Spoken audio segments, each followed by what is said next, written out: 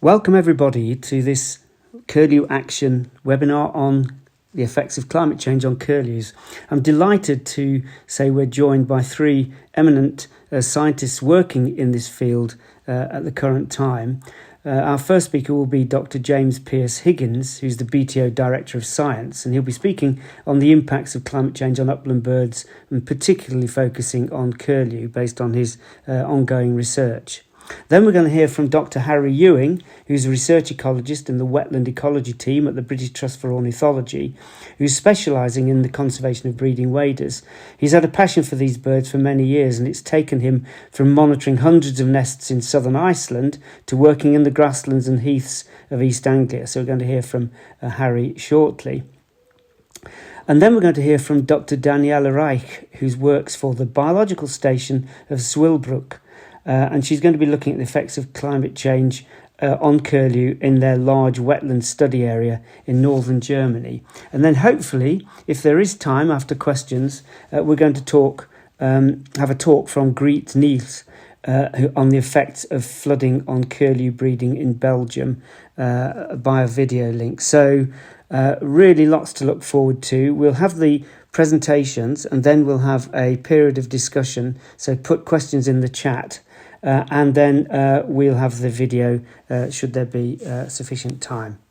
Over to you, James. Thank you, David, and good evening, everybody. Hopefully you can hear me okay and see the screen. It's a privilege to be talking to you today and joining this webinar. And really, I just want to kick off, hopefully, with a bit of an overview of maybe what we know, but also what we don't know in terms of the impacts of climate change on curlews. Just by way of background, this won't come as a surprise to you, but our curlews, which is why we're here, are in trouble. The data from our breeding bird survey, which is a partnership between BTO, JNCC and RSPB, and if any of you are involved in supporting us through the breeding bird survey or any of our other schemes, a big thank you, shows a long-term decline in curlew abundance here of about 50% over the last 25 years or so, 23 years, as you can see from this graph, and a 10% decline over the last 10 years or so. And actually this decline is mirrored in our wetland bird survey data, which focuses on our wintering waterbird populations.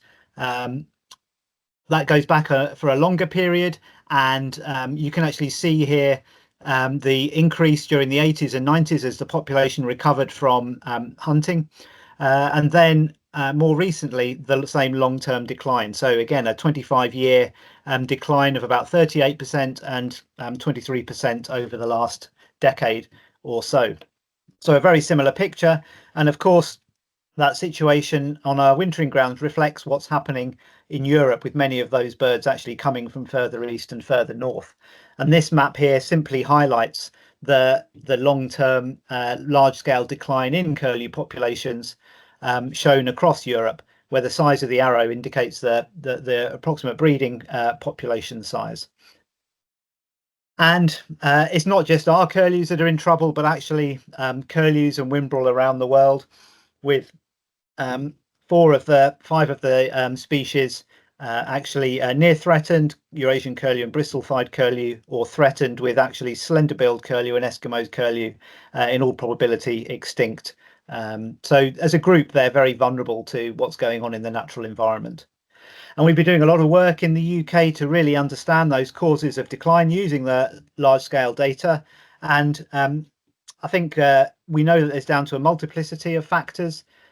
Habitat intensification, particularly of farmland, has played a part, whether it's changes in the structure of the habitats, increased mechanization directly damaging nests and chicks, or impacts through other mechanisms on food resources.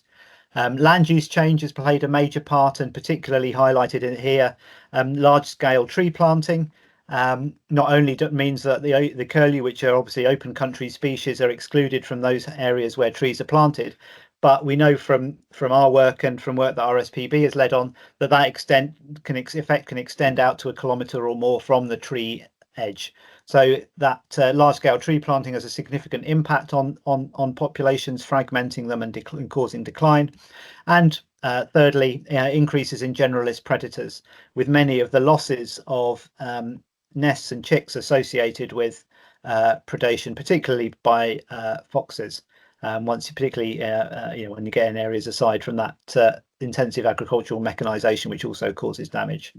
But aside from those factors, we also know there's a climate change component as well. And if you want to know more, do have a look at the I generally put little references to what I'm talking about in the bottom of the slide, so do make a note of those and follow those up, just so you know that what I'm saying is kind of supported by peer-reviewed evidence. And in that study, we can see that signal of climate change impacts associated with a negative relationship between summer temperature and curlew density. So you don't tend to get curlews where it's hot, and also changes in curlew populations were most negative where it was dry during the summer, and also where it was hot as well. And in terms of those, in addition to that, we also see evidence of a change in elevational distribution or profile of curlew through the last 20 years or so, with data from the early 90s, again from the mid-90s, from the Breeding Bird Survey shown as that black line, demonstrating then a sort of rough peak of curlew densities about 200-300 meters elevation. But if you then compare that with what that line looks like for the late 2000s, which is the dotted line, you can see a significant reduction in density at lower elevations. And even to that kind of optimum point, which is indicated by the OP letters, a slight upward shift. So actually curlews have particularly declined most at lower elevations. Again, indicative of a potential climate change impact. So why could curlew be sensitive to climate change? And I know this isn't a picture of a curlew, but I want to draw on some lessons from my work on golden plovers, where we found, using long-term data from the Peak District and also data on invertebrate abundance, significant negative impacts of hot, dry summers indicated by August temperature here. Firstly, on cranefly abundance, as this graph shows. So once you get above about 17 or 18 degrees temperature in August, you tend to get very few craneflies as average maximum temperature. And that same factor translates through to correlate with changes in the golden plover population in the Peak District from one year to the next. And that one climate effect through time is projected to cause the extinction of golden plovers in the absence of anything else changing, as indicated by the red line here, relative to a stable climate where you've got the blue line. And so one option is that some of these potential mechanisms, such as impacts on invertebrate populations, could be affecting our curlews. We know that chicks obviously feed on a range of kind of surface active invertebrates. And I think actually you've had talks on diet in the past. But obviously the earthworms are a critical food source for them as well. And one of the things we lack in this country is good monitoring data on earthworm populations, tragically. But the BTO, we've done our best to try and fill that gap by collating quantitative estimates of earthworm populations from different studies across the UK. And here actually that does flag up potential long-term declines in earthworm populations, particularly on farmland, as shown by that left-hand bar there, which means that that could be down to a wide range of different factors. But that does mean that certainly hotter, drier summers could be associated with reductions in earthworm populations or earthworm availability. And looking to the future, large-scale models based on where curlew are, they're found in the uplands, they're found in the north, they're found in the west, as you can see from this map here on the left, are vulnerable to climate change. And if we project the likely impacts of climate change on curlew breeding densities moving forward under a medium climate change scenario, so not the most extreme example, you can see significant northwards contraction and reduction in abundance. And if we turn those into estimates of curlew abundance, where the abundance in 2010 was a 1, we're looking under the medium scenario, which is in orange here, about a 30% decline by 2050, and we're going on to a 50% decline by the 2080s. And that's just from sort of the climate change impacts alone. So just to bring that kind of bit of the talk together before I then look on to think about what we can do about it. We know that these birds are declining rapidly in the UK and across Europe, both whether we look at wintering and breeding populations. They're declining most in the south and at lower elevations and in response to warmer temperatures, higher, suggesting that climate change is a significant contributory factor. We don't know the precise mechanisms of this. Is it changes in food resources, sward structure, predator pressure, changes in management? And I think Harry's talk will give us a bit more around that, and potentially Daniela's as well. But it's worth noting that climate change is just an additional threat. Hot summers, cold, dry summers have always been a feature of our weather. But that pressure is just becoming more potentially, and it's exacerbating the impacts of other threats on biodiversity. And these pressures, so I think often think about climate change as a threat multiplier. And these pressures are only likely to get worse in a changing climate. Now, before you kind of get too depressed, I want to end with thinking about some solutions. But this is equally quite challenging. We know from this report from the IPCC in 2022, the text in bold, there's actually limited evidence of the extent to which climate change adaptation, so measures to try and reduce the impacts of climate change on particular things, are taking place. And virtually, and this is a critical point, no evaluation of the effectiveness of adaptation measures in the scientific literature. Since then, we've tried to fill this gap. We actually reviewed and published a paper that highlighted the effectiveness of different conservation interventions on biodiversity around the world, and of a range of different taxa in the light of climate change. And usefully, this flags up, particularly on the right, that if you've got a species that is vulnerable to climate change and you put targeted management in place, that has a relatively high probability of showing some benefit for that species. So actually, there is quite a lot we can potentially do to help species like the curlew that are vulnerable to climate change if we have the resources and the ability to act, as well as more general benefits associated with generalised improvements in land or water management and quality and protected areas. What could this look like for curlew? Well, again, we haven't got many good case studies of that yet, but an example going back to golden plovers is that we know that one of the issues was the drying out of the peatlands in those hot, dry summers. You can see from this graph a strong correlation between cranefly, titulid abundance and soil moisture. Many of our peatlands, as I'm sure you know, are drained, historically drained and in poor condition. Conservation organisations like the National Trust, RSPB, have put a lot of effort in to block those drainage ditches. Doing so raises water levels significantly, as shown in this graph on the middle, and has a significant positive impact on titulid abundance, as shown as this graph on the right-hand side here, comparing cranefly abundance around block ditches versus open ditches. And it's a log scale, so that's about a 3 to 5-fold difference. Over 10 meters or more away from that drain. And we know for breeding waders more generally, including curlew, that actually there's a range of different interventions we can put in place. This is from a review that Sam Franks led on a few years ago. Changes in mowing regimes, changing in grazing regimes, changing in water management, and changes in predator management all have a significant beneficial effect on breeding waders, although it's fair to say curlew is one of the species for which we've actually probably got a poorer evidence base than some of the others. So finally, what this really means is that when we're putting measures in place to try and conserve curlew, it's the monitoring and evaluation of this that is really critical.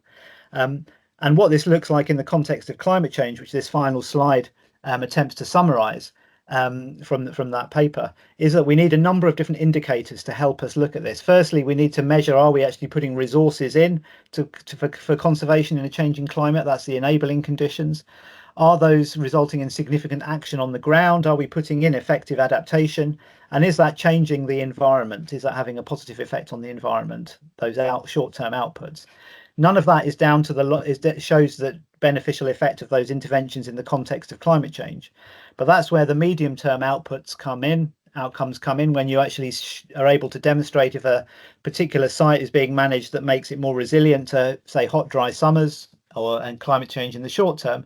And our ultimate impact measures are the persistence of particular species in a changing climate. So what this could look like for something like curlew is there sufficient funding for curlew conservation, or are there good action plans for the curlew in the context of climate change? What percentage of that population is there effective management being implemented for climate change adaptation? And what effect is that having on the habitat and populations? If it's, for example, water management, are we seeing changes in the hydrology of those sites? If it's down to, say, managing predators, are we seeing changes in breeding success or predator populations? But ultimately, what we're looking at is that management increasing the resilience of vulnerable curlew populations to climate change. And ultimately, are those curlew populations maintained in a changing climate? So this is really a call for that long-term monitoring and evaluation, which of course we as an organisation sort of really seek to lead on, supporting conservation groups who are doing action on the ground, and then enabling the changes that are seen there to be related to our long-term data, which shows what's happening across the country. So just to conclude, there is evidence, I think, that climate change is impacting curlews, and good evidence to think that populations will be vulnerable to future climate change, but don't despair. I think there is growing evidence that conservation action can help vulnerable populations in the changing climate, and we need to work out what that means for curlew. We need to monitor the effectiveness of those actions.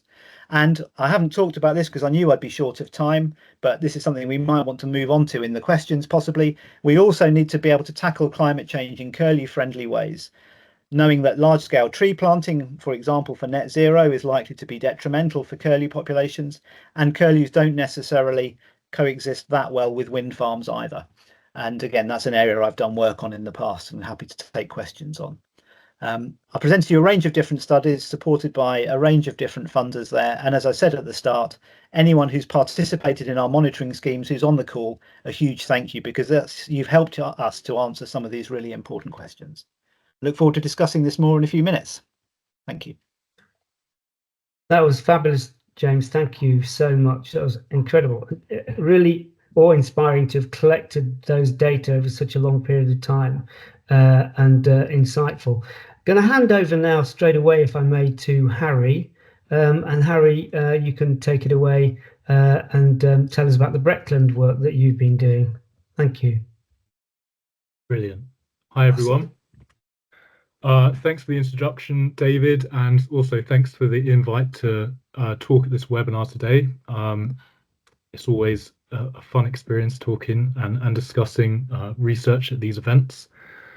So today I'm probably not going to go into so much depth in terms of research, because my research hasn't really been focused around climate change. However, I do study curlew in an area of England called Breckland, where we can kind of start already seeing the effects of climate change on this species. But first, I'm going to give you a bit of a general introduction. So here we go. Okay, so as we all know, climate change is a major threat to biodiversity globally. The last sort of 10 years have seen some of the hottest years ever recorded on record, and I think 2024 was the warmest year recorded. With this, we're also seeing changes in rainfall, and this is also resulting in increase in frequency and intensity of extreme weather events like flooding, droughts, cyclones, things like that. So with these changes in temperature, rainfall, and increasingly extreme events, we're seeing kind of a gradual redistribution of climatic conditions in space and time across the globe, which means that the availability of kind of really favorable climatic conditions for individual species is shifting much faster than species can adapt to those changes. So, for example, the warming over just the last 30 years has been far, far faster than over the long term. And yeah, species just can't keep up with this generally. So how is climate change affecting our wader populations? And how is climate change how is it affecting our populations? Well, the kind of effects of climate change is really complex and multifaceted, as James has just described in some detail. It can impact populations on both wintering and breeding stages, and it can impact all sorts of kind of aspects of breeding, or just breeding and wintering wader ecology, including habitat, predation, prey abundance and availability, as James described, and also things like parasite loads. So every aspect of a bird's ecology can be impacted by climate change. And as well as this, waders are already declining, and they're declining partly because of climate change, but they also face a whole load of other threats like predation and cutting of silage, tree planting, and climate change is exacerbating the impact of these threats. So it's kind of, like James said, a bit of a multiplier to the threats that already exist for these species. So one of the most vulnerable species to climate change is the curlew, unfortunately. As James said, we've lost around 50% of our curlew in the last 30 years in the UK, sadly. And that is because they face a whole load of different threats. This is a camera trap image taken at one of my field sites of a fox predating a curlew nest, and this really is the primary kind of proximate cause of curlew decline, particularly in lowland England. They also face threats such as afforestation, silage, and drainage of uplands. Curlew have like quite a strong northern distribution. You can see on this map on the left that all these red areas are kind of the bulk of the curlew population up here in the North Pennines. There are still some populations down here in the lowlands, but the highest densities by far, as shown on this graph map on the right hand side, are concentrated up in the Pennine chain. However, that kind of northward distribution with climate change is going to contract, and we are seeing more northward and kind of more upland heavy shift in population. Those populations down here in the lowlands, they probably are going to end up disappearing over time with climate change, and we are going to see the bulk of the population centered around the north of the UK and Scotland. Unfortunately, the population that I study and has been the focus of my research for about kind of the last 10 years is centered down here in the lowlands. I study curlew in the Brecks, which is a very, very dry and arid part of East Anglia. That's kind of how it's characterized. It's characterized by sort of an arid Mediterranean microclimate. However, there are still around 150 pairs of curlew breeding here, despite this very dry kind of climate. So, as I said, I've been studying curlew here for 7 years. Firstly, as part of my PhD research at the University of East Anglia, and now as a research ecologist at the BTO. And over that period of time, we've seen breeding productivity be pretty consistently low, primarily due to high rates of nest and chick predation. So these rates have generally been pretty low across years. However, we do have some slightly better years that we can focus on. So 2021 here and 2024, you can see that the hatching rate in green was a lot higher in these 2 years compared to the other years, and the same with the fledging success. It was quite a lot higher in these 2 years. So we have got 2 good years to work with out of that 6 or 7 years of study.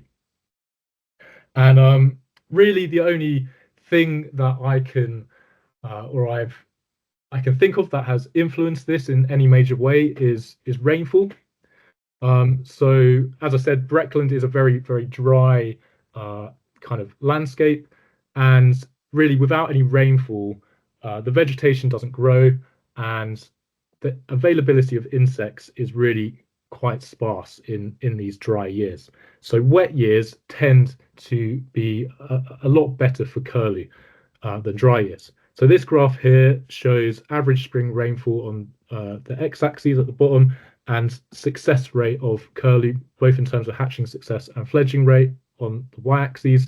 And what we can see here is a general trend for higher hatching success in wetter years, and potentially the same with fledging rate as well. And I mean, you could put trend lines on these data, but really to fully kind of show that these trends are going on, you need much more data. You need longer term data. So I can't really say that this is definitely a pattern occurring in my study area at the moment, but I think it's pretty clear. A few more years of data collection, we can probably show this pretty robustly. So yeah, this research is primarily from my PhD, but now, like I said, I work for BTO, and my main job is working as part of the Curlew Solutions trial. So that is uh, it's a project funded by Natural England and kind of overseen by the Curlew Recovery Partnership. The aim of this project is to try and understand more about curlew ecology in farmland landscapes, with the aim of informing agri-environment schemes, so the new ELM schemes introduced by DEFRA. And we've been doing that by monitoring nests and chicks, and we've also been fencing nests as a trial project as well. So this project is not only just occurring in the Brecks, it's also occurring up in the Yorkshire Dales. We've got a field team up there led by BTO staff. We also have a field site in Shropshire, the Severn and Avon Vale, and also the Upper Thames, so sort of Oxfordshire area. Unfortunately, I'm not going to show any results from this project at the moment because we've only really had 2 years of data collection. And, you know, when we're talking about climate change, we're talking about long-term patterns. And to draw that out of 2 years of data, I think I'd be stretching. But what I can say is that in Shropshire, the Severn and Avon Vale, and the Upper Thames, we have quite different issues compared to those that we see in the Brecks in relation to weather. So 2024 was a really, really wet year. And in the Brecks, like I showed on the graph earlier, that was my best year ever for curlew breeding productivity. But it was the complete opposite in Shropshire, the Severn and Avon Vale, and the Upper Thames, where we had really quite wide-scale flooding, which firstly prevented the curlew breeding in the first place, or at least delayed them nesting. And when they did eventually nest, those nests tended to just get flooded. So weather can have massively different effects depending on the sort of region that we're looking at and the region that curlew are breeding in. But really, I guess these two kind of case studies of the Brecks and Shropshire, Severn and Avon Vale, and the Upper Thames kind of highlight the need for being very careful about when you're talking about climate change and whether you're talking about weather. And in this case, I'm just talking about weather. I'm talking about annual variation in weather rather than climate change, which is a long-term kind of trend rather than just looking at very short-term annual fluctuations. And really, to look at these trends in any detail, we need long-term monitoring data sets. So these are some of them, all kindly kind of collected by citizen scientists and organised by the BTO. So if there are any citizen scientists watching who have contributed to these schemes, thank you very much. Without these schemes, we would not be able to do this kind of climate envelope modelling that I talked about earlier. However, as well as these citizen science schemes, we need long-term monitoring or by kind of professional field workers and conservation groups who are targeting their effort really, really locally. The more detailed research can really help us pull out those kind of mechanisms that are acting behind climate change and behind these distribution shifts and changes in breeding productivity. We also need this more detailed monitoring to help us inform targeted management. As James mentioned earlier, we can have really, really quite large effects with targeted management. This sort of management involves things like predator management. So I mentioned earlier that we're currently trialing the use of electric fencing around curlew nests to reduce the effects of mammalian predation. We could also use lethal control and diversionary feeding as part of that predator management kind of suite. We should also be looking at altering the time of cutting of grassland areas, particularly silage. With a warming climate, we are seeing an advancement in the mowing dates, and they are becoming synchronized with when curlew are nesting. So in many cases, particularly in the west of the country, we're seeing nests mown by machinery. And we can also alter the hydrology of areas, particularly areas like the Brecks. There are some really nice river valleys there that could potentially be re-wetted and turned into really nice curlew habitat. And also in the uplands, you know, reversing some of that drainage that's been going on. altering grazing regimes too could be really beneficial. Part of my research in the Brex has shown that by having a heterogeneous sward height, we can increase the fledging rate of curlew chicks by around 30%. And finally, as James mentioned, tree planting. We need to ensure we have the right trees in the right places. And I'm going to end with a really quite anecdotal case study of something that I've observed in the Brex over my time. So this is RAF Honington. This is probably one of the best curlew breeding sites for the species in the English lowlands. It hosts really, really high densities, and every year, or at least early on in my research, I was finding between 25 and 30 curlew pairs here every year. The majority of those birds breed on the airbase itself, but we also have birds around the edge on these arable fields here. However, there have been some significant changes to this site in recent years. So in 2023, this large area of solar panels was placed right on the edge of the base. And down in the south here, it doesn't look like much from this aerial imagery, but there is now a very large plantation right down here in the south. And unfortunately, there is a correlation between this infrastructure being put in place and also the decline of curlew on this base. So we have seen the number of curlew reduced from 25 to 30, from between 25 and 30 pairs to 15 and 20 pairs. And I can't actually say that is to do with this infrastructure and this tree planting. There are potentially other things like predation which could have contributed towards this, but I'm pretty certain it hasn't had a positive effect on the curlew population on this base, unfortunately. So to conclude, curlew are highly vulnerable to changes in climate. Drier weather and flood events during the breeding season can result in really poor rates of breeding productivity. And if we're seeing that increase, more years with more drought years and more flood years, then that is not going to look good for curlew. Conservation actions can help if they are evidence-based and targeted, crucially. And long-term data sets are required to assess the impact of conservation actions, but also to inform what those conservation actions should be.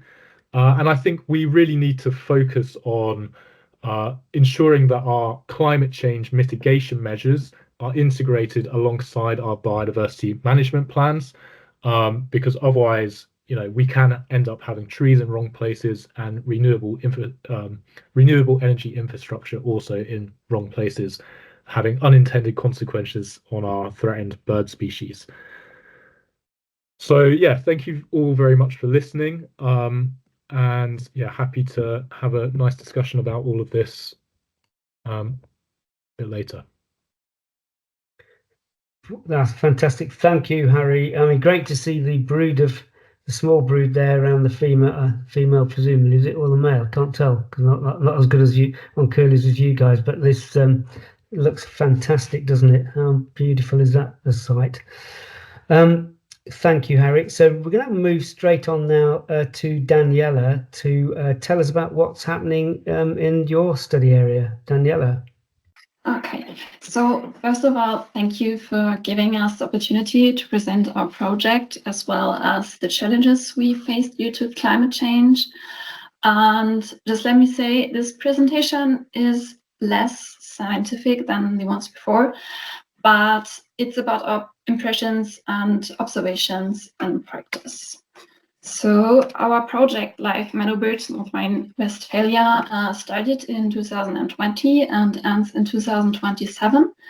And it aims to restore and optimize habitats for meadowbirds in the lowlands of North Rhine-Westphalia.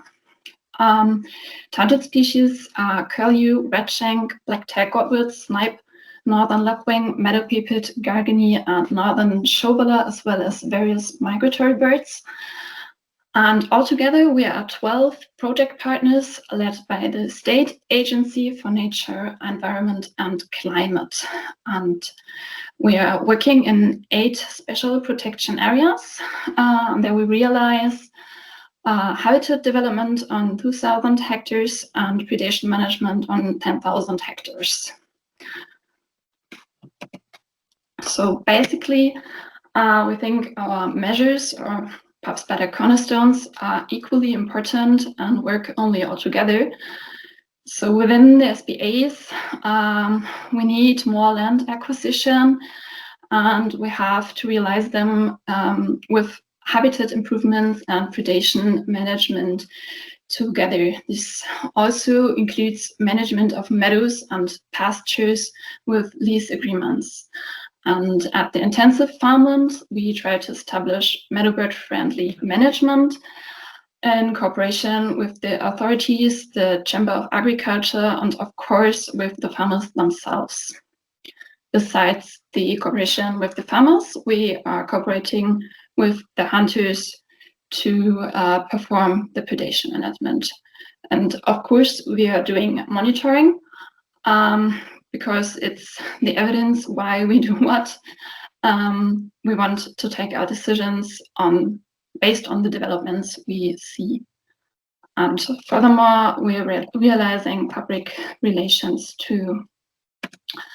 Examples for our measures are the establishment of high water levels with shallow shoreline profiles, or the removal of shrubs, the establishment of roosting waters, or electrical fences, concrete pipe traps. And as I already said, we're working with kind of a mosaic landscape within the SPAs. So we see that we need areas that are grazed as well as areas which are mowed. So how does climate change affect our meadow birds? Well, let me say that we have 2 main characters as problems. And these 2 main characters are heavy rainfalls and droughts, and both affect 3 subjects: habitats, behavior of predators, and meadow bird friendly management. If we take a look at droughts, habitats are affected on various levels. So we have dry soils. The bills of the meadow birds cannot probe for food, and there might be fewer insects. So this provokes that there are less foraging areas. And of course, we have a loss of energy for chicks as well as the adult ones. And the dry soil also induces mineralization. So sometimes there is stronger vegetation growth. And because of this, the chicks' movement is made very difficult. If it's getting really dry early in the year, we have a loss of roosting waters. So the meadowbirds have to change their movement in space. There might be higher distances to roosting waters. And again, we have a loss of energy, as well as the loss of the connection to the breeding partners. And the last point regarding habitat is that if we have this loss of muddy areas or foraging waters, it directly impacts the breeding success. Regarding the behavior of predators, if there's less water, sometimes there is easier access to them for them to the nests. And because of the dry soils, foxes can build their dens closer to breeding areas. The third point, well, it's discussed very often in science, but it changes food availability of other pre-species of the predators. So there might be fewer pre-species, which provokes changes in predator-prey relationships. And of course, it can result in higher predation pressure for our meadowbirds. And the last point, meadowbird-friendly management. If we have warm weather in the year, it's triggered that we have an increased recreational use in the SPAs, so there's more pressure by visitors in the SPAs.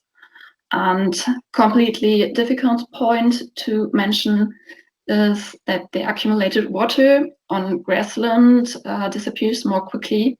So again, there's a faster grass growth, and farmers want to mow earlier. So first clutches are specifically endangered. And of course, the grass loses nutritional value more quickly. And if the farmers aren't allowed then in the special protection areas to mow early, because we can regulate that, of course, they lose the interest in leasing the special protection areas. And then we have a loss of structure which is suitable for meadowbirds. So here we have an example from 2025. Normally, these wet meadows cannot be driven on until May, and this year it was so dry that desiccation cracks appeared in the surface as early as April. And normally this area is very muddy, and that's very important for foraging. So if we take a look at heavy rainfalls and its effect on habitat, the first point I want to talk about is wetness. So if it rains for a longer period, chicks can freeze to death, or they are huddling close together. And if they're huddling together for a longer time than they normally would do, they have less food intake. And this, again, provokes a lower breeding success. If we have less space for nesting, we also have a change in land use. So, for example, lapwings might change to drier fields, and if the farmers are plowing the land, then they get destroyed. And if we have a look on spring floods, of course, there's a loss of clutches too. Then we provoke more second or third clutches, and well, we know that there is a lower nutrient supply, so we directly have a lower breeding success. Regarding behavior of predators, more water might create new habitat for additional predators. One example is the polecat, which appeared in the years with much rainfall. And in few cases, we observed even more hen destroying clutches of lapwing. Presumably, this is territorial behavior, but nevertheless, it affects the breeding success of the lapwings. And again, changes in food availability of other prey changes the relationships. So if, for example, caves of mice get flooded, there are less mice. Foxes need to find other prey species, and the predation pressure on meadowbirds is higher. And the last point, meadowbird friendly management with wet areas. There is no possibility, or some farmers don't have resistant grazing animals, not the old breeds, and both points provoke that structures of the land are, well, not sufficient, because if there's no mowing or the land isn't grazed, the habitat hasn't the structure our meadowbirds need. And furthermore, if there's no yield, many years, so farmers lose interest in leasing areas in the SPAs, and that is a long-term effect we really need to avoid, but we have, no chance to change it. Here again, some pictures. Last year, I think, there were more than 140 litters per square meters in less than 48 hours, and all the meadows were flooded completely.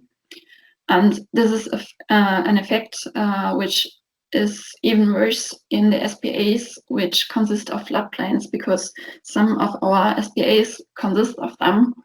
And with climate change, there seem to be more floodings in spring, and sometimes the birds not only lose their first clutch because of the water, but even the second clutch.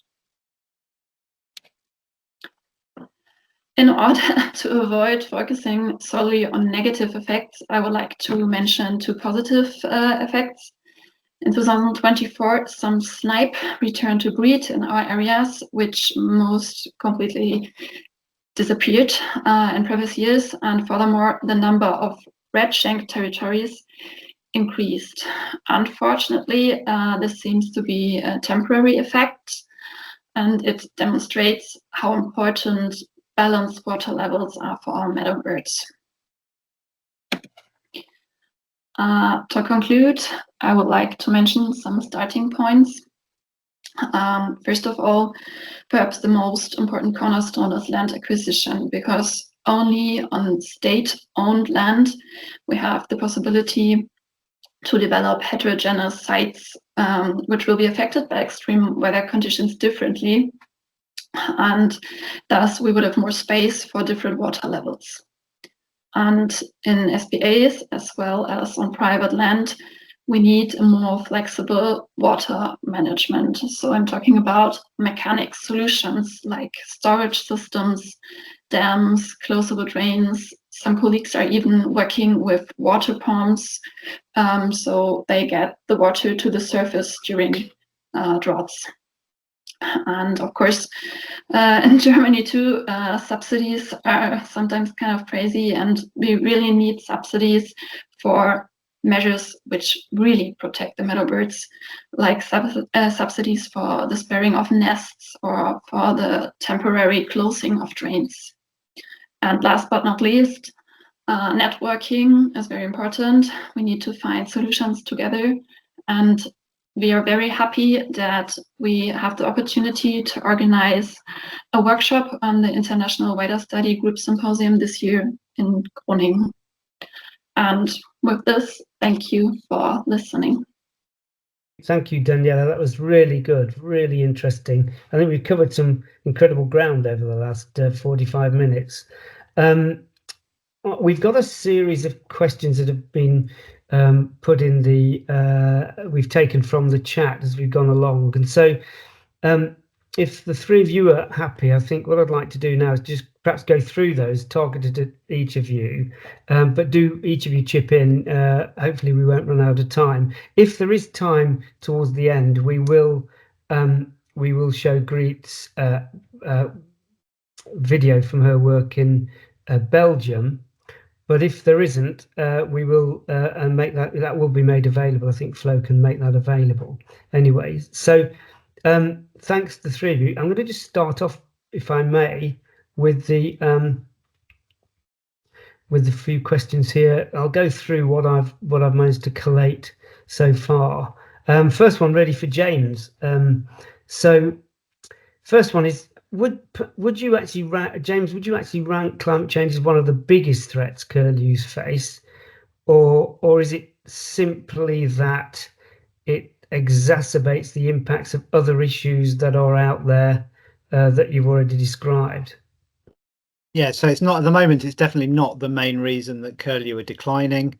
I think both Harry and I kind of covered those in terms of the predation and the land use change, and those I think are the primary causes for the really rapid declines we're seeing at the moment. But as Harry's and both Daniela highlighted really nicely, what happens in terms of the breeding season conditions can really impact on particular years of productivity. And then when you start to get a run of poor breeding seasons, that can start to mount up. And particularly I think where the issue is most likely to be is where you've got maybe small vulnerable populations that we're seeking to restore and protect. The kind of things that Daniela's just talked about, or that Harry's just talked about, can wipe out even a successful breeding season. I think in a good year, you're doing well if you've got your eggs to survive, and if you can have good conditions for your chicks. But then if you get sudden flooding, or if you get really dry periods, I mean, there isn't the invertebrate food, or predation is more easier. That's where the problems lie in. So it's that kind of multiplier, that kind of threat multiplier, I think, is how I would tend to regard it, rather than the main effect. I mean, one of the things that I picked up was fascinating. I hadn't clocked. It was your slide that went back to 1980s, that the cessation of hunting created conditions for a very significant increase in curlew populations. And it's from whenever the period was, the late 1990s, where the decline, because of the 3 or 4 factors that you mentioned. Has that been seen in other? I mean, golden plover, that was taken off the quarry list as well, wasn't it? Was that golden plover is still a quarry species? Still on the quarry list, are they? Yeah. So it's we did but other species, some of the other waders not, or whatever. You do see those kind of recoveries. Yeah. But it put it to a population level which it hadn't been at, because it was being suppressed by hunting. Really interesting point, that, I thought. There's no real question there. I just thought it was a fascinating to see that in graphical terms. So this was from an attendee. Is climate change, do you think, forcing both curlews and species such as golden plover further north? Has there been any evidence showing that numbers further north may be increasing as they move up? So it's a distributional and sort of bioabundance shift, if you like. So theoretically, that is the kind of thing that you'd expect to see at a very kind of large scale. I think in the UK, where we are sort of more towards the southern rather than the middle or northern edge of species range, both species ranges, particularly golden plover.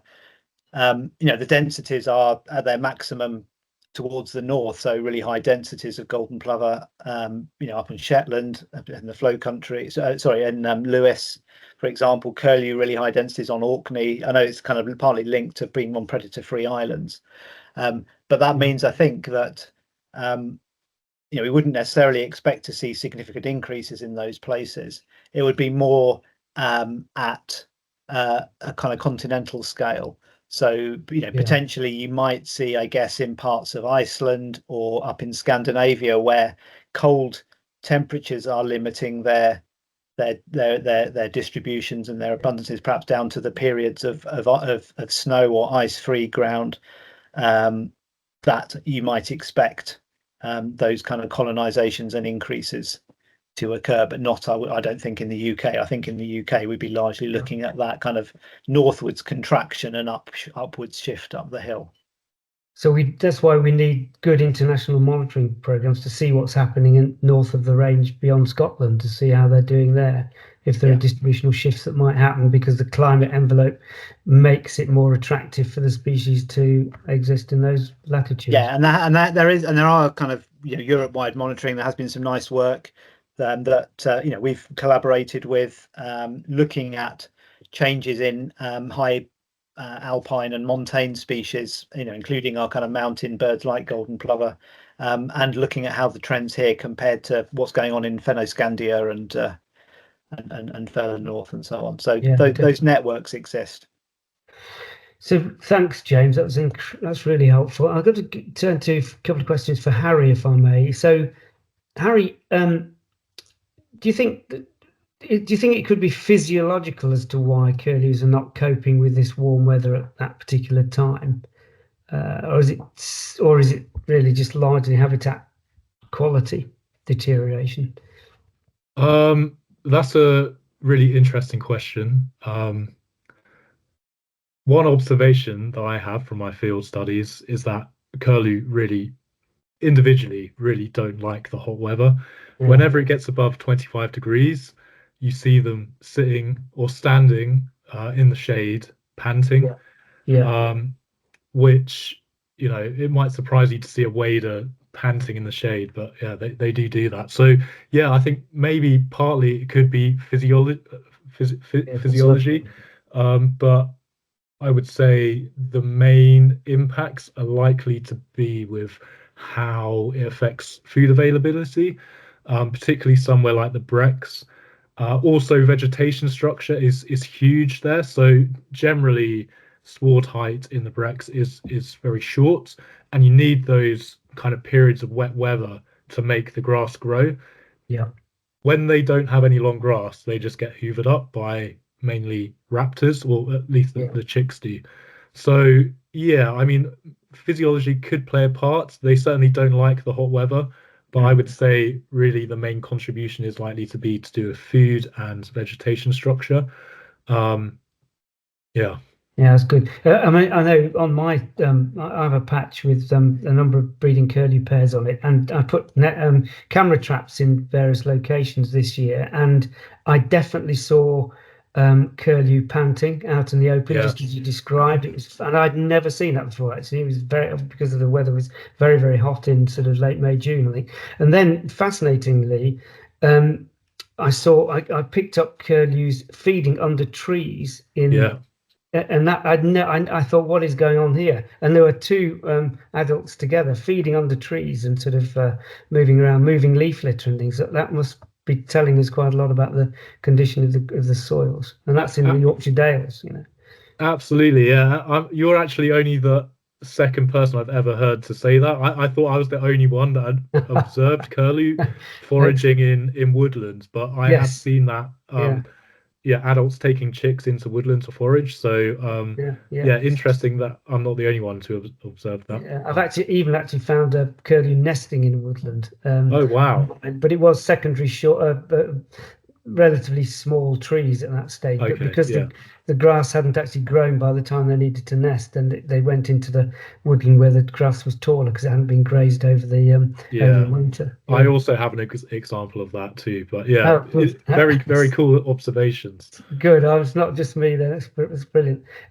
You mentioned the importance of citizen science. How can, is there a way that people can get involved? I mean, obviously, BTO is a fundamental deliverer of citizen science, but are there other ways that people can get involved that would be useful at sort of a large volume of people? Are there things that a large volume of people might be able to collect on this species that isn't being collected at the moment? Well, isn't being collected at the moment. I mean, I think by far and away the biggest contribution that an individual can have to this sort of thing is citizen science, whether that be through doing a breeding bird survey or contributing colouring sightings to the database. I mean, a lot of my colouring birds are colourings, and that can tell us a lot about how survival is changing over time, potentially in relation to climate change if we have really long-term data sets, and also the movements of curlew and how they might be shifting in response to changes in climate. So I mean, those sort of citizen science activities are incredibly valuable. There are also now a lot of volunteer-led curlew conservation groups that are popping up across the country. I mean, most regions have one nowadays, and that's where you get out and go and find curlew nests. You fence their nests, and you're actively trying to protect this bird. But I don't know if James has any extra ideas. James, any thoughts on that from your perspective, BTO's perspective as well? Yeah, I mean, you've covered a lot, Harry. I'd also flag up the potential if you're to get involved in our wetland bird survey. So going out to estuaries and water bodies on a monthly basis, there, as a way of contributing to that long-term data collection. Harry mentioned it. In a couple of years' time, we'll be starting the next atlas, to 2027 to 2031. So that will provide that comprehensive snapshot of where the curlew and all of our other breeding and wintering species are, how their populations have changed over the last 2 decades. That will then drive conservation effort, for many years to come. So look out for that, and everyone on the call could contribute to that, definitely. So that's one to watch for. So do have a look at our website and follow up on those opportunities. Thanks. Just a quick one on that. Is there a way that you can actually, this is probably the answer is no, but is there a way that you can actually identify young birds of the year up to a certain point in the year through things like beak length, or that might be reasonably easy. I say that in quotes for more generalist folk to pick up on, that would give us some indication of, fledgling success or proportion of fledged birds in the population. Yeah, I mean, by the time curlew have got into wintering flocks, it's very, very hard to determine whether they're an adult or a juvenile, particularly if you haven't been watching them every day for the last 10 years or whatever. You need a lot of experience to be able to do that sort of thing. Even in the hand, it can be quite tricky. So yeah, really, you're looking at end of August is probably the latest period that you're going to be able to identify a juvenile curlew relatively easily based on bill length and it's mainly bill length. It's incredible how quickly that bill grows, isn't it? That's always amazing to me, to be honest. It grows very, very quickly. Even with the head starting. So I'm involved in a lot of head starting work, and by the time those curlew were released in sort of late July, the bills on some of those birds would be indistinguishable from an adult curlew. So yeah, they grow rapidly and they are very hard to identify in the field, unfortunately. So I've just got a final question, Harry, for you. Anybody chip in though? This is from an attendee. Could beaver introduction help with any ability to retain water table levels? Is anybody thinking about that at the moment? I know it's early days, but yeah, that's a very interesting question. Ask the guys at Wild Ken Hill maybe what if they're seeing anything, but so it's not something I've thought about, to be honest. However, they are obviously ecosystem engineers and can, help alter the hydrology, potentially in favourable ways for waders. So alongside river pastures and things like that. Exactly. James, I think you've got your hand up there. Might be the thing to come in. Yeah, go on, James. Yeah, no, I think that is one of the areas where there is potential. I put an article into some of the attendees might have seen in British Wildlife about rewilding and climate change. Yes, at the start of the year, and actually one of the areas where rewilding I think has got potential is through beavers' ability to potentially help us manage against the impacts of climate change in those lowland riparian systems. Obviously there are then challenges perhaps around maintaining the right sward structures and so on, but there's definitely I think potential for that. Obviously what you might then do is risk, if you do get heavy rainfall, greater inundation and losses. But I think really understanding how best to manage in a number of different ways water in a climate changing landscape is going to be critical for not just curlew actually, but for many aspects of biodiversity in a changing climate. And do you think whether Daniela's got beavers actually in the system where she's working? Going to ask that. And Daniela, do you have beavers in your study area? Sadly, not really. In some areas, they are coming back, but they take their time because, of course, all the areas are constructed heavily, and they might have an important role in the future. Because if we are thinking about mechanical solutions to improve the habitats, an ecosystem engineer like the beaver should be easily capable of achieving the same. Yeah, indeed. Yeah, it's a good point. Well, thanks, Harry. That was excellent. I'm just going to come to you, Danny, if I may. One of the things I picked up in yours was particularly you're obviously having to manage the relationship between the researchers, the hunters, and the farmers in a tripartite, collaborative way forwards. How do you go about that? Do you find that does that have does it have some difficulties, or are the hunters and farmers really keen to work together on seeing more of this species, of this iconic bird? Well, within the special protection areas, most of the areas are owned by the state, and they're the hunters, and sometimes the farmers, and sometimes the hunters too have lease agreements. So if they agree on a lease agreement, they really help us to protect the birds. And well, to be honest, they don't really have a chance on helping us, but most of them really want to do so. But I have to say, there are private areas too, and some of the farmers are very protective about the birds, especially about the curlews. But to be honest, I think that the curlews and the other meadow birds are not as important to people in Germany as they are in Great Britain. They aren't as connected in our culture because many people don't even know them. Even most of the younger farmers don't know them, which is quite sad development.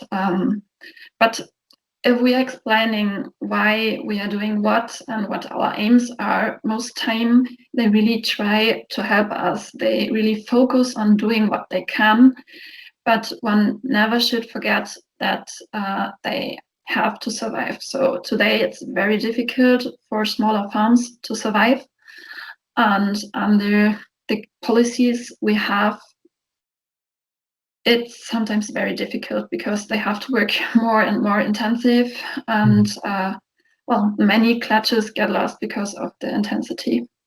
And you mentioned, I think, about what we probably don't use the word now, subsidy, because we well, I won't say the Brexit word, but I have said the Brexit word, where we now don't have, we've removed the basic payment scheme, which was the subsidy part, but we have agri-environment payments in the same way, and those have been reviewed and revised.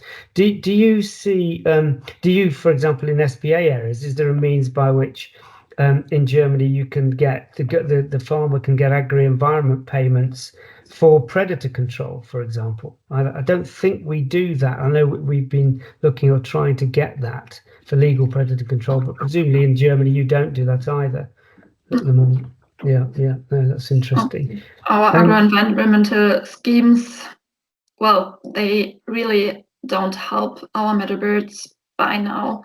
We're working on talking to politics that they, change the system, but as you know too, it's quite difficult. Yeah, it is, and it's something maybe that there's some good cross-fertilization that we could bring to bear, between the two countries over that and beyond to look at that in a bit more detail. Because if looking at the factors that are there that are impacting habitat intensification, land use change, and predation, then predation is a major part of it. Certainly is where I am, where I live at the moment. I was really interested in the piece that you talked about. When hay loses its nutritional value, so I presume you mean when it's been really hot and the hay gets pretty brittle, or it doesn't actually grow very much. How did you mean that the farmers lose interest in did I mistook what you said? Probably leasing grassland areas within the SPAs, and so therefore their management activity doesn't manage for the species. Maybe you could just tell us a bit more about that. I thought that was really interesting about the nutritional value of the hay. Well, we agree on the point that our meadow birds need a mosaic consisting of grazed areas and mowed areas just to get the structure, just to get enough insects. And within the SPAs, as I said, we have these leasing agreements. And during the time of mowing, if there are birds breeding within an area, we can stop the farmers to mow. So they won't mow if we don't allow them to. So if there's a clutch or if there are tiny chicks in an area, even until the 15th of July, we sometimes have to tell the farmer that he has to wait with mowing. This doesn't happen every year because even in their territories, they sometimes change the different pastures. But if it happens too often and each year there's no nutritional value in the grass, of course, with time, they lose interest. And actually this happened some days before. So we lost one of our farmers because it was impossible to find a solution because he needed more nutrients in his grass. Interesting. I saw something similar working on in Catalonia on little bustards, keeping the farmers alive to that. A small change in the value of a crop can change their attitude to what they do for conservation. So it's always an uphill struggle. So the final question really for the three, and then we'll try and fit in Griet's video if we can get the technology to work. No pressure on flow there. But the last question, and for all three of you really, I guess, is it's actually from an attendee, and the attendee says, "I'm fortunate to see curlew on the Deben and Stour estuaries, and the Suffolk birds." It's a publication in volume 73, says that hundreds occur in our estuaries in the months apart from April to August. The question is, are numbers of migrant curlew increasing? So this could be for Germany as well. Are numbers of migrant curlews increasing, and are there any lessons that we can learn from that, from those results? Do we know anything about what's happening with migrant populations in Western Europe? Yeah, James, have a crack at that. So I'll actually have a look at the Webb's online report in a minute to see what that tells us. You can actually have a look at how numbers of birds on different estuaries for particular species or assemblages are changing. So I'll do that and pop that in the chat. But I'll kind of be brave and put a thought in advance of actually checking what the data shows, is that one thing that could be happening if numbers are increasing in Suffolk is that could be because we're seeing more birds wintering on the North Sea coast rather than previously going to the west down to the Severn in response to milder winters. So we're seeing the birds having to migrate less far. But what I'll do, I'll have a look at the numbers and pop something into the chat. And I know that we in Wensleydale, right in the middle of the country, in the north of England, though, we get birds. Well, that's your stomping ground, Harry. I know that's where you're working, but there are big numbers that stay over winter, don't they? They winter inland. Yeah. But in terms of numbers, we can't really give an answer. Well, that's been fascinating. I'm going to draw it to a close now, and then ask Flo if she can play us the video from Griet, her Belgian work. But just to thank you, I will do at the end, but Daniela, James and Harry, really excellent. I really enjoyed that and the conversations with you about species. So Flo, are we able to show that? Hi everyone, my name is Griet Nijs and I work for a nature conservation organization in Flanders, Belgium called Natuurpunt. I will be talking to you today about the curlews and Belgian weather. Unfortunately, I was unable to attend live this evening, but of course feel free to contact me if you have any questions. Curlews in Belgium are under great pressure. The population is decreasing for a few decades now. We have about 300 to 400 breeding pairs left. As in many other countries, curlews is listed in Belgium as endangered. Most curlews breed in the northeastern part, as you can see on the map, and they breed on more sandy soils, except for about the 40 breeding pairs that have settled in the west of Belgium. These are a few examples of breeding grounds of curlews in Flanders. Most curlews breed on improved grassland under nature management and in agricultural use. Only a few breeding pairs remain that breed on dry acid grasslands or heather, since most of those habitats have disappeared in Flanders. Because little was known about the reasons for the decline of curlews in Belgium, we started a study on the breeding success and habitat use in 2020. During those 6 years, with the help of a lot of the volunteers of course, we were able to monitor and protect 120 nests of 36 hatched successfully, and about 29 was predated. In the first and during the last 2 breeding seasons, we also encountered high rates of abandonment as well, those blue bars, which was partly due to weather circumstances. As you might have experienced in England as well, 2024 turned out to be the wettest year since records began in Belgium. So this is on the x-axis, you can see the precipitation from dry to very wet, and on the y-axis from the temperature from cold to warm. And here you can see 2024, so it was extremely warm and wet. So spring was also exceptionally wet, with almost 2 times the normal annual rainfall. So as a result, breeding areas were waterlogged at the start of the breeding season, as you can see on the right-hand picture. So the persistent rain also meant that farmers were unable to cultivate their fields only until late in the season, which meant that few nests were threatened by agricultural activities, which is positive. The abundant rain also filled up all the streams and rivers, which were then unable to drain additional rainfall, causing meadows to flood with all consequences that entailed. Several nests were flooded and abandoned, as you can see in the pictures on the right. The eggs were still collected for head starting in the hope of saving them, and contrary to my expectations, some of them still hatched.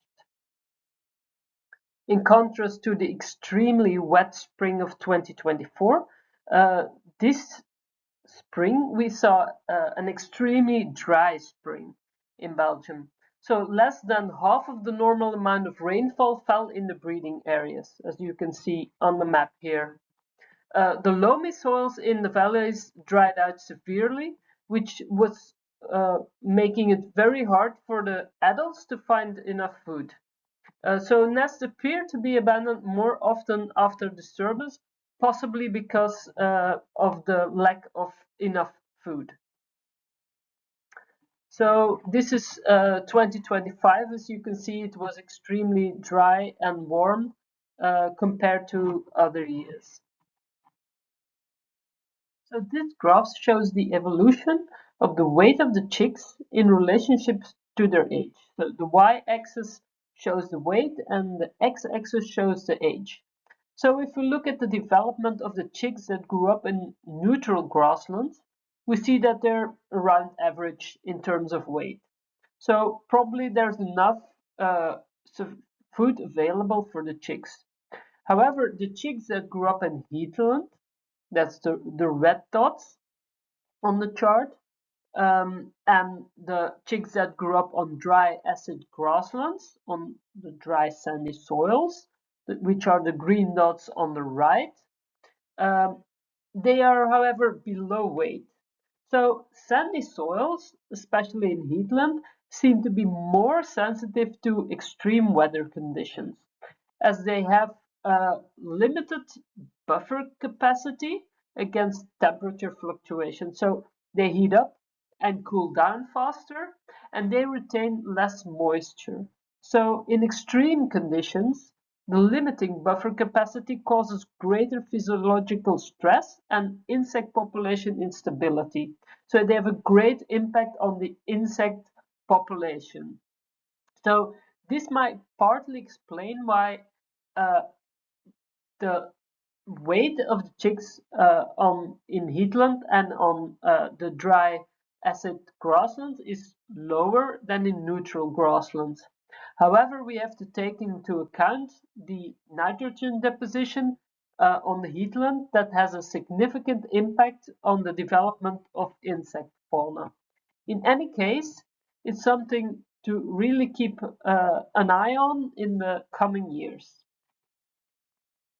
So that's it for me from Belgium. Please don't hesitate to contact me if you have any questions, and thank you so much for your attention. Thank you, Griet. I know Griet can't hear this, but that was fascinating, absolutely fascinating, particularly the different soil type impacts on growth of chicks. I'd not even thought about that one. Well, it goes without saying that this has been really interesting for me. I hope those that have joined this webinar have enjoyed it as much as I have. there is in the chat there. If you have a question for Griet, just email admin@curlewaction.org and we can then pass it on. And just goes for me to say thanks very much indeed to Daniela, James and Harry for a fascinating evening. I hope you've all found it good. Contribute where you can and join us again for a future Curlew Action webinar. And thanks so much for you guys for giving your time and for everyone who's listened in. It's been good. And on that one, I think we'll press leave and we're all done. Thank you very much indeed. Good to see you all.